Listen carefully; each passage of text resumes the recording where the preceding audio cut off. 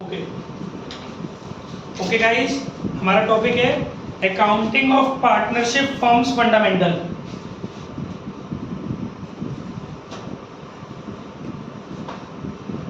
आज हम जो टॉपिक पढ़ने जा रहे हैं उस टॉपिक का नाम है फंडामेंटल। पार्टनरशिप फर्म्स की अकाउंटिंग में सबसे बेसिक चैप्टर है हमारा फंडामेंटल। अब इसको समझते हैं कि मतलब क्या है फंडामेंटल का, इनफैक्ट पार्टनरशिप क्या है। फंडामेंटल का मतलब तो सबको पता है, बेसिक बातें है ना, जो बेसिक चीज़ें हैं किसी भी बिजनेस की या किसी भी चीज़ जिसकी आप अकाउंटिंग कर रहे हो उसके बारे में बेसिक बातें क्या है, उसके बेसिस क्या है, वो है फंडामेंटल। अभी हमें पार्टनरशिप फर्म की अकाउंटिंग करने के फंडामेंटल सीखने हैं, तो उससे पहले हमें क्या जानना है सुन लेते हैं। Accounting of partnership firm fundamental. सबसे पहले I am going to discuss about introduction. ठीक है, first topic is introduction. There are certain limitations of sole trader. Flashlight चलाएगा नहीं सर। ओके गाइस, तो फर्स्ट टॉपिक है हमारा इंट्रोडक्शन। सुनिए ध्यान से। आप अब एक चीज ध्यान से सुनना। There are certain limitations of a sole trader. Pause कर। तो बेटा हम लोग शुरू कर रहे हैं, हमारा टॉपिक है साझेदारी, हिंदी में साझेदारी, इंग्लिश में पार्टनरशिप। उसका फर्स्ट चैप्टर है फंडामेंटल। ठीक है, तो फंडामेंटल के बारे में जानने के लिए पहला मेरा टॉपिक है introduction. There are certain limitations of sole trader.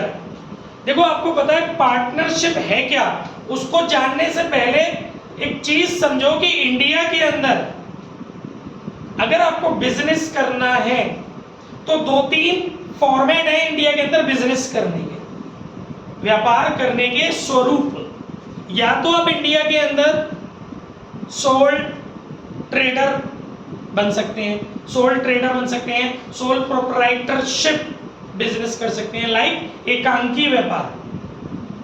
ठीक है, या फिर आप उसके आगे का अपडेट वर्जन जो है वो कर सकते हैं, जिसका नाम होता है पार्टनरशिप। या फिर आप उससे भी अपडेट वर्जन कर सकते हो कंपनी, जो कि हम आगे पढ़ेंगे इसी साल। ठीक है, तो सबसे पहले मैं आपको इन शॉर्ट सोल ट्रेडर के बारे में बता देता हूं। एकांकी व्यापार, सोल ट्रेडर वो होता है, सोल प्रोप्राइटर वो होता है, सोल ट्रेडरशिप एक ऐसा बिजनेस है जिसको कभी भी ओपन किया जा सकता है, कभी भी क्लोज किया जा सकता है, जिसके लिए किसी प्रकार के लाइसेंस या रजिस्ट्रेशन की जरूरत नहीं होती, किसी की परमिशन। यहाँ कुछ चीजों के लिए बात ना करें, उनके अलावा बाकी सबके लिए, जैसे कि दवाइयों का काम, अब वो तो लाइसेंस के बिना हो नहीं सकता, बंदूक का कारतूस का काम, ये केमिकल्स का काम, ये कुछ ऐसी चीजें जिनके लिए हमें गवर्नमेंट से लाइसेंस लेना पड़ता है। बाकी चीजों के लिए हमें लाइसेंस लेने की नीड नहीं है, किसी की परमिशन लेने की नीड नहीं है।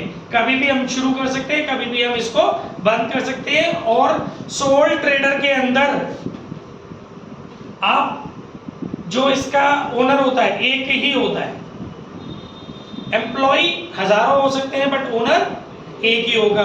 वही प्रॉफिट को एंजॉय करेगा, अगर प्रॉफिट होगा तो उसको एंजॉय वही करेगा, और लॉस होगा तो उसको बियर भी वही करेगा, उसको झेलेगा भी वही।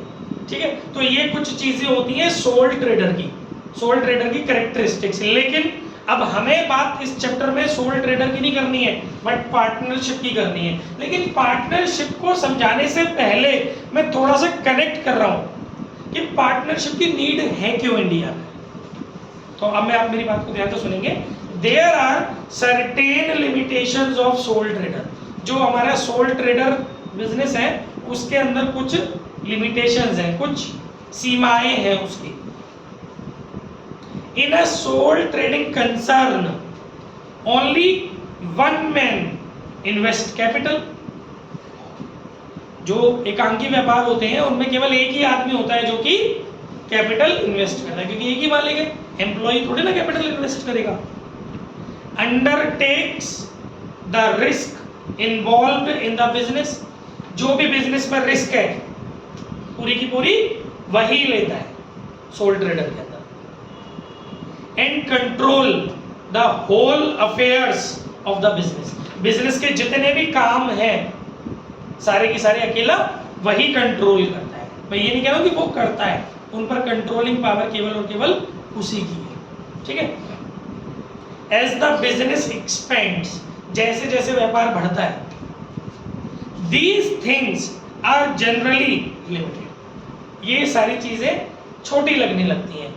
पूंजी की कमी लगने लगती है, कैपिटल की कमी लगने लगती है, क्योंकि तुम अकेली हो, तुम अरबपति हो, खरबपति हो, लेकिन हो तो अकेले ना, जितना तुम कर सकती हो मैक्सिमम अपनी क्षमता का कर सकती हो, लेकिन अगर अपना बिजनेस बढ़ाना है तो कैपिटल की आपको भी कमी लगेगी। तो इस बिजनेस में जो लिमिटेशंस है, कैपिटल की कमी, और इसके अलावा जैसे कि कैपिटल की कमी, या फिर मैनेजमेंट आप नहीं कर पा रही हो, lack of management, efficient management, controlling power नहीं कर पा रही हो, बहुत रिस्क फैक्टर आप नहीं देख पा रही हो, तो ये कुछ कमियां हैं सोल ट्रेडर की, ये लिमिटेशंस हैं सोल ट्रेडर की। तो इन सच अ सिचुएशन, ऐसी कंडीशन में people usually adopt the partnership form और ऑर्गेनाइजेशन। तो लोग बात क्या चूज करते हैं? साझेदारी स्वरूप का चयन करते हैं। तो वो लोग जिन्हें इन कमियों से ऊपर जाना होता है, मतलब जिन लोगों को ऐसा बिजनेस करना है जिसमें ज्यादा कैपिटल की जरूरत है, जैसे मैं हूँ, मुझे कोई बिजनेस करना है और मेरे को ये देख रहा हूँ कि मैं जिस बिजनेस को करना चाहता हूँ उसमें बहुत ज्यादा कैपिटल चाहिए, बहुत सारा मैनेजमेंट चाहिए, बहुत सारा रिस्क फैक्टर झेलने वाला इंसान चाहिए, और ये सब गुण मेरे अंदर नहीं है, तो मैं I will never choose sole tradership, I will choose partnership, the second format of business in India, in इस प्लेस ऑफ सोल ट्रेडरशिप। मैं सोल ट्रेडरशिप ना चूज करके पार्टनरशिप चूज करूंगा। तो गाइस आपको समझ में आया कि why partnership is needed in India, what is the reason to opt partnership format of business in India, क्यों हमें पार्टनरशिप फॉर्मेट को चूज करना चाहिए। ये हो गई हमारी बेसिक बात, गॉट इट। अब ये तो नीड ऑफ पार्टनरशिप थोड़ी सी मैंने बता दी है ना। अब सुनते हैं meaning and definition of partnership. इस नोट्स में रामायण नहीं है, to the point bullet point है जो काम के है। Meaning and definition of partnership. Partnership is defined by Indian partnership act 1932। हमारे देश में हमारे कॉन्स्टिट्यूशन ने पार्टनरशिप के लिए एक्ट दिया 1932, भारतीय साझेदारी अधिनियम, इंडियन पार्टनरशिप एक्ट 1932 से एप्लीकेबल है। इसमें क्या बोला गया है, उसमें इसकी परिभाषा दी गई है सेक्शन 4 में, धारा 4 में, as follow. Partnership is the relation between persons who have agreed to share the profits of business carried on by all or any of them acting for all। मतलब साझेदारी लोगों के बीच का संबंध है। Partnership is the relation between the person, partnership लोगों के बीच संबंध का नाम है। जैसे ये 4 मैडमें बैठी हुई हैं, इनके बीच जो संबंध है उसका नाम है पार्टनरशिप, साझेदारी। ये चारों एक दूसरे से किस रिलेशन से कनेक्टेड है? ये पार्टनरशिप रिलेशन से एक दूसरे से कनेक्टेड है। ये कौन से पर्सन है? ये चारों कौन है, किस तरह के व्यक्ति हैं? ये हु हैव एग्रीड, ये लोग सहमत हुए हैं किस बात पे?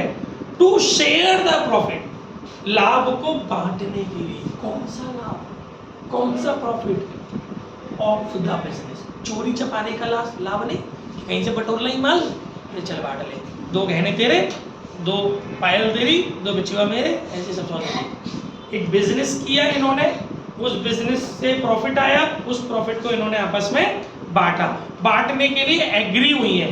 तो इन चारों के बीच में जो संबंध है उस संबंध का नाम है पार्टनरशिप। तो ये जो वो बिजनेस है ना, कैरिड ऑन का मतलब होता है चलाना, चलाया जाएगा।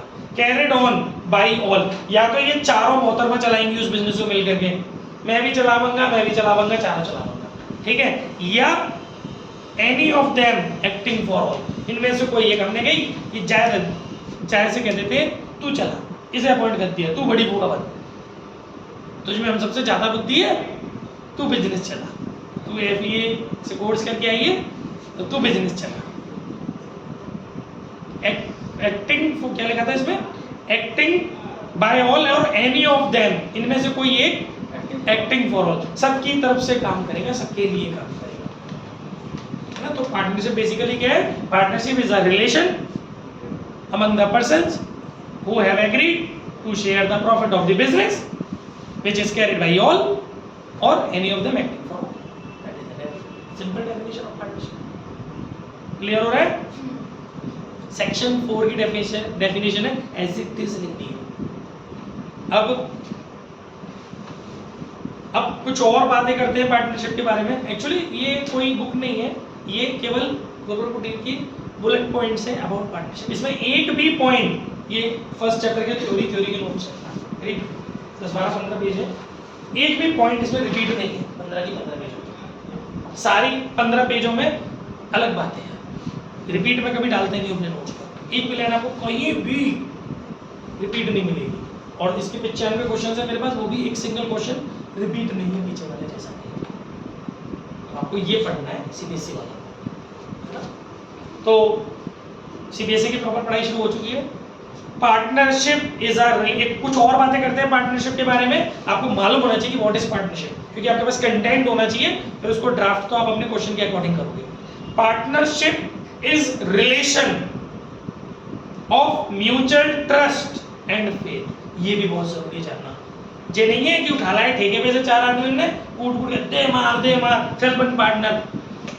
Partnership is a relation of mutual trust, mutual माने आपसी, पारस्परिक, आपसी भरोसे और फेथ, विश्वास का रिलेशन है। अगर मुझे तुम्हारे पर विश्वास होगा तो मैं मुझ पर भरोसा होगा, तभी तो हम एक दूसरे के साथ बिजनेस करने के लिए इकट्ठे होंगे। जब मुझे मालूम है कि तुम गड़बड़ हो तो मैं तुम्हारे साथ क्यों बिजनेस करूंगा भाई। कोई जबरदस्ती पार्टनरशिप में बिजनेस नहीं करा सकता। पार्टनरशिप में पार्टनर्स के बीच में जितने भी व्यक्ति हैं, उनके बीच में जो भी लोग पार्टनरशिप के अंदर हैं, पार्टनरशिप जैसे बिजनेस फॉर्मेट के अंदर जो लोग हैं, उनका आपस में एक दूसरे पर ट्रस्ट और फेथ होना जरूरी है। समझ में आ रहा है? आगे द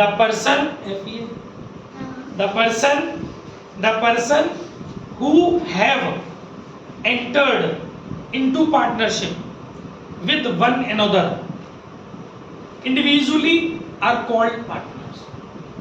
जो लोग इकट्ठे हैं पार्टनरशिप के अंदर, उन्हें एक दूसरे से जो जुड़े हुए हैं, उन्हें अलग अलग अगर मैं पुकारूं, चाहे पकड़ के उठा दूं, तू को पार्टनर, तू को पार्टनर, तू को पार्टनर, तू को पार्टनर, जो लोग जुड़े हुए, the persons who have entered into the partnership with one another individually are called partner. हर एक व्यक्ति की पहचान कैसे की जाएगी? You are also partner, you are also partner of Amit Bansal enterprises, और you are also partner and you are also partner, आप सब partner and collectively a firm. और आप चारों को समेट दें और आपको एक नाम दिया जाए तो आप चारों कहलाएंगे आप फर्म हैं। फर्म आप क्या है? बिजनेस की एक वेबसाइट फर्म है, यू आर अ फर्म। आपको इंडिविजुअली अगर बुलाना हो तो आपको पार्टनर का टाइटल दिया जाएगा, आप सब लोगों को इकट्ठा कर दिया जाए तो कलेक्टिवली आप लोग कौन है? फर्म है। समझ में आ रहा है? बेसिक से बेसिक बात उठा के लाया हूं इसमें, मेन से मेन। आगे सुनिए, the name under which the business is carried on, the name under which the business is carried, वो नाम जिसके अंदर ये बिजनेस चलेगा is called the firm's name। आपको अपनी फर्म का एक नेम रखना पड़ेगा, बिना नाम के पार्टनरशिप नहीं चलेगी। आपको अपनी इस ऑर्गेनाइजेशन का, अपनी फर्म का एक नाम देना पड़ेगा। बतूनी क्लासेस प्राइवेट नहीं तो कंपनी बोलो, बतूनी एंटरप्राइजेस, पंचायत एंटरप्राइजेस, छुट्टी एंटरप्राइजेस। आगे सुनिए, registration of the firm under the partnership act, कौन सा पार्टनरशिप एक्ट? 1932 is optional. आपकी मर्जी है, आप अपनी फर्म का रजिस्ट्रेशन, रजिस्ट्रेशन माने पंजीयन, आप अपनी फर्म का रजिस्ट्रेशन कराएं तो कराएं, ना कराना चाहे तो ना कराए, इज ऑप्शनल यानी ऐच्छिक एंड नॉट कंपल्सरी, कंपल्सरी नहीं है, अनिवार्य नहीं है। ये एक नंबर में आता है यूपी बोर्ड में बहुत क्वेश्चन आता है 1 मार्क में। It is registration of partnership firm, 4 option देते हैं, compulsory, optional, both, none of them. The right option is optional. It is not compulsory, it is optional. ये ऑप्शनल है, कंपल्सरी नहीं है। अच्छा, मैं आपको कुछ बात इसके बाहर भी बता देता हूँ। क्या होगा अगर हम रजिस्ट्रेशन नहीं कराएंगे? ज्यादा कुछ नहीं होगा। In the absence of registration of partnership firm, the firm hasn't right to claim against anyone, to suit against anyone, and as well as the third person hasn't any right to suit against firm. अगर कोई पंगा होता है और वो पंगा इतना बढ़ जाता है कि कोर्ट तक जाना पड़े थर्ड पर्सन से, तो उसकी सुनवाई न्यायालय में नहीं होगी, क्योंकि आपकी फर्म रजिस्टर्ड नहीं है। क्योंकि क्या है, इनके बड़ी हो गया है पार्टनरशिप तो सबूत है, क्योंकि आपने अपनी फर्म को रजिस्टर्ड नहीं कराया। तो अगर आप अपनी फर्म का रजिस्ट्रेशन नहीं कराते तो उसकी अनुपस्थिति में क्या होगा, आप किसी के ऊपर मुकदमा दायर नहीं कर सकते। अगर आपके साथ कुछ गलत होता है तो कोई और आपकी फर्म के ऊपर मुकदमा दायर नहीं कर सकता, अगर आप किसी के साथ गलत करते हो। मैंने, मेरे घर में शादी थी, जहाँ बहन जी का शर्ट का काम है, मैंने इनसे मांगी पीली, इनने दे दी मुझे नीली। अब मैं कह रहा हूँ जी क्या करा था, हल्दी वाले फंक्शन में पीली चाहिए थी, मैंने दे दी नीली में। मैं तो खोला नहीं डिब्बा, कार्टून आया इसके दुकान से, मैंने रख दिया। हम आप सब तैयार खड़े बनियान पहन के, अब सब नीली निकल के आ रही है, अब सब खुश हो गए। हाँ, तो वो सब नीली पहन के चल दी रिंग सेरेमनी में, तो हल्दी सेरेमनी में वो तो पता नहीं कुछ और ही नील गाय सेरेमनी में, नीली नीली पहना दी मैं। तो मैं इनके घर मेरी तो बहुत बेइज्जती हो गई ना मेरी, अगर मैं इनके खिलाफ मुकदमा नहीं करूँगा तो अगर मेरी फर्म रजिस्टर्ड नहीं है तो कोई सुनवाई नहीं, मैं केस दायर नहीं। समझ आ गया? लोगो आ गया? पॉज कर लिया ना, इस बार चल रहा है। हाँ बैठ दो, कुछ पड़ेगा, अगली सीट पे नहीं बैठ रहा है। गाइस, ये हमने पढ़ा meaning and definition of partnership, short and simple शब्दों में काम की बातें पढ़ी। अब आगे बढ़ते हैं, नेचर ऑफ पार्टनरशिप, प्रकृति, साझेदारी की प्रकृति। As per accounting view point, अगर बात हो रही है लेखांकन दृष्टिकोण से, as per accounting view point, partnership firm is treated as a separate business entity distinct from its partner। अगर अकाउंटिंग व्यू पॉइंट से देखें, अगर आपको बात अकाउंटिंग के नजरिए से करनी है तो पार्टनरशिप फर्म का अपने पार्टनरों से अलग अस्तित्व है। पार्टनरशिप फर्म की अपनी अलग इमेज है और इसके पार्टनर्स की अपनी अलग पहचान है। उनका अलग टैक्स जाएगा पार्टनरशिप फर्म का, और इंडिविजुअल हर पार्टनर का अपने घर में अलग टैक्स जाएगा। This is the concept of, this is the view point of accounting. अगर क्योंकि अकाउंटिंग में तो आप जानते हो ना कि व्यापार और व्यापारी दोनों को अलग अलग माना जाता है, तो अकाउंटिंग व्यू पॉइंट में पार्टनरशिप फर्म का अपने पार्टनर से अलग अस्तित्व होगा, सेपरेट एंटिटी होगी, जो कि उसको उसके पार्टनरों से अलग करती होगी, डिस्टिंक्ट करती होगी, अलग पहचान दिलाती है। लेकिन however as per legal view point, अगर वैधानिक दृष्टिकोण से देखें, एक्ट के दृष्टिकोण से देखें, जो 1932 के प्रोविजन है उसके दृष्टिकोण से देखें, लीगल का मतलब कानून मत समझा था कि पहुंचे चौकी पे, लीगल का मतलब जो एक्ट है उसके बारे में, उसके पॉइंट ऑफ व्यू से देखें। A partnership firm is not a separate legal entity. एक नंबर में बहुत आता है यूपी बोर्ड में, सीबीएसई में भी आ सकता है। सेपरेट लीगल एंटिटी नहीं है, नहीं है, नहीं है लीगल व्यू पॉइंट से, मतलब पार्टनरशिप फर्म और उसके पार्टनर दोनों एक दूसरे से अलग नहीं है, because it is not a body corporate. क्योंकि जो कॉर्पोरेट बडी होते हैं, जो जो जो वैसे कॉर्पोरेट की चीजें होती हैं, कॉर्पोरेट जगत की चीजें होती हैं उसमें अलग होती है। जैसे कंपनी, बॉडी ऑफ कॉर्पोरेट बोलते हैं जैसे कंपनी को। जो कंपनी होती है वो अपने मेंबरों से अलग होती है। जो बड़ी कॉर्पोरेट होते हैं वहां पर आप मानते हैं कि चीजें, बिजनेस जो है वो अपने मेंबरों से अलग है, लेकिन पार्टनरशिप में ऐसा नहीं है। लीगल व्यू पॉइंट से, इन अदर वर्ड्स, थोड़ा और आसान शब्दों में समझते हैं। In other words, it has no separate existence from its partner. इसका अपने साझेदारों से पृथक कोई अस्तित्व नहीं है। अगर साझेदार की बात ना करें तो इसकी अपनी कोई अलग पहचान नहीं। फर्म की पहचान साझेदारों से। साझेदारों की तारीफ होगी तो फर्म की तारीफ हो रही है, फर्म की तारीफ हो रही है तो साझेदारों की तारीफ। अरे बहुत बढ़िया फर्म है, बतूनी क्लासेस, चलो चारों बतूनी क्लासेस बढ़िया है। अरे बहुत बढ़िया महंगी है ये, इसमें तो बतूनी क्लासेस भी बहुत बढ़िया है। सेपरेट नहीं है अपने पार्टनर से। समझ में आ रहा है? It's entity is affected.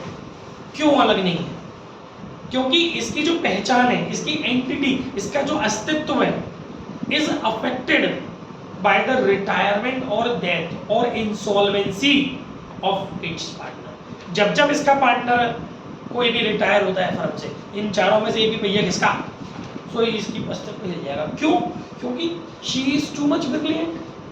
जितने भी कस्टमर है वो इसकी शकल पे ना, अब जय चलती फर्म में से अस्तित्व हिलेगा कि नहीं हिलेगा? एक तो होता है कि तेरे जाने से घंटा कोई फर्क नहीं पड़े, अब तेरे जाने से तो फर्क पड़ रहा है, क्योंकि जो कस्टमर तेरे चेहरे पे आ रहे थे अब तू दूसरे जहां जाके बैठेगी वहां जाने लगेंगे। फर्क पड़ेगा कि नहीं पड़ेगा? तो इस फर्म पे पड़ेगा ना। तो इसके रिटायरमेंट से फर्म की एंटिटी डिसबैलेंस होगी, इफेक्टेड होगी। हैप्पी बर्थडे से फर्म की एंटिटी अफेक्टेड होगी, क्योंकि एक बहुत मेहनती पार्टनर है, बहुत अच्छा पार्टनर है, जिसकी प्रसिद्धि के कारण, जिसके बिहेवियर के कारण कस्टमर आ रहा है, वो फैल गया, खत्म, हैप्पी बर्थडे, फिर कहाँ कस्टमर आएगा? फर्क पड़ेगा ना। तो जब किसी पार्टनर के रिटायरमेंट करने से, डेथ करने से, इंसॉल्वेंसी करने से फर्क पड़ रहा है, तो फिर सेपरेट कहाँ है? क्योंकि सेपरेट तो उसे कहते हैं कि तू जी है, मैंने कोई फर्क ना पड़ा, इनकी फर्म पे कोई फर्क नहीं पड़ रहा। तेरे रहते भी 1 करोड़ का प्रॉफिट हो, तेरे जाने के बाद भी 1 करोड़ का प्रॉफिट हो, तू तो समझ में ऐसा होता ही नहीं है। क्योंकि 1 करोड़ का प्रॉफिट जब हो रहा था, जब तेरा भी कंट्रीब्यूशन था, तेरा भी रोल प्ले था उसमें। ठीक है? इंसॉल्वेंसी मतलब होता है दिवालिया, कंगाल, जब अपने कर्जे अपनी एसेट से ज्यादा हो जाए, उसे हम इंसॉल्वेंसी की सिचुएशन बोलते हैं। पार्टनर की डेथ, पार्टनर के रिटायरमेंट और पार्टनर की इंसॉल्वेंसी से इंपैक्ट पड़ता है। It means that in case of bankruptcy, insolvency को बैंकरप्सी भी होते हैं। It means in case of bankruptcy of the partnership firm, मतलब अगर, अब देखो क्या उल्टी बात कर रहे हैं। It means in case of bankruptcy of the partnership firm, अगर कोई फर्म कंगाल हो गई, फर्म दिवालिया हो गई, private estates of the partners would be liable to meet the firm's debt. अगर कोई भी फर्म बैंकरप्सी होगी, बैंकरप्सी मतलब फर्म की एसेट से ज्यादा फर्म के ऊपर डेप्ट हो जाएंगे, तो जो पार्टनर हैं उनकी निजी संपत्तियां, प्राइवेट एस्टेट, तुम्हारे घर की निजी संपत्तियां मंगा ली जाएंगी और उस कर्जे को कम किया जाएगा। समझ में आ रहा है? तो फर्म की बैंकरप्सी का आपकी पर्सनल, आपकी प्राइवेट एस्टेट पर, संपत्तियों पर प्रभाव पड़ेगा, क्योंकि आप चारों की फर्म है, कर्जा बाहर का हो गया है, अब चारों को चुकाना नहीं है पैसा फर्म में, घर से लेके आओ अपनी पर्सनल एसेट्स बेचो। ये नहीं है कि बीवी बच्चों की चीजें बेचे आओ, आपके नाम पे जो भी प्राइवेट एस्टेट्स है। ये नहीं है कि आपका मतलब ये है कि स्पाउस का भी सौदा उठा लाए, ऐसा नहीं करना। ऐसा नहीं करिए बीवी के गहने बहने ले आए, ले, उसके लिए तो लीगली बाउंड नहीं है। मैं बहुत काम की बात, मैं मजाक मेरी रेंज में होते हैं, उसके लिए तुम बाउंड नहीं हो, क्योंकि प्राइवेट एस्टेट्स का मतलब पार्टनर की प्राइवेट एस्टेट्स है, पार्टनर के फैमिली मेंबर की प्राइवेट एस्टेट्स नहीं है। समझ में आ गई बात? तो guys this was the basic information about partnership. तो काम करते हैं, 5 मिनट का ब्रेक लेते हैं, इसकी फोटो खींच लो, ग्रुप में डालो।